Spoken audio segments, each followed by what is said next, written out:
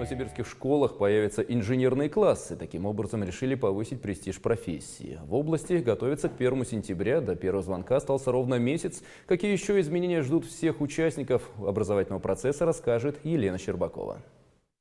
Естественные, гуманитарные и математические науки новосибирские школьники углубленно изучают уже давно. В этом году появится еще один специализированный класс – инженерный. Таким образом привлекают внимание школьников к профессии, которая остро нуждается в квалифицированных кадрах. К новому учебному году активно готовятся школы региона. В Новосибирске 1 сентября 2 образовательных учреждения откроются после капитального ремонта. 5 лет школьники 9-й гимназии учились в 2 смены, потому что здание их школы было закрыто на ремонт. 1 сентября больше 1000 учеников зайдут в светлые классы, сядут за абсолютно новые парты и навсегда забудут слово «вторая смена». В школах Новосибирской области уже заменили более 700 окон, ремонтируют около 200 крыш. Для родителей же куда более насущная тема – школьная форма.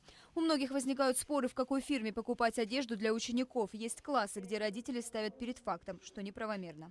Нельзя ничего со стороны государства навязывать. Значит, подчеркиваю, что никакого государственного заказа мы не формируем и формировать не имеем права. Эту организационную работу проводят родительские комитеты, они должны друг с другом объясняться, они должны определяться, как это делать и так далее. Мы категорически против того, чтобы администрация школы и учителя занимались сбором средств на это дело, приобретением той или иной одежды, и тем более мы не можем поддержать какое-либо навязывание того или иного производителя этой одежды.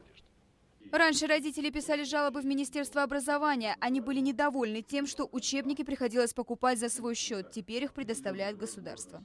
Уже 2-й год на это выделяются бюджетные средства. Учебники все бесплатные. Во-первых, у нас тоже это была наша традиция, уже около 10 лет у нас был создан свой фонд учебников.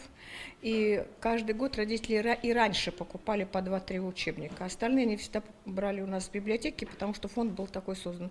А сейчас все учебники для всех абсолютно детей бесплатные. В Новосибирской области строят 3 новые школы в поселке Горный, селе Дубровино и Новолуговом. Это решит проблему нехватки мест в этих населенных пунктах. Сейчас в области 40 тысяч детей учатся во 2-ю смену. Ситуация осложняется тем, что первоклассников намного больше, чем выпускников.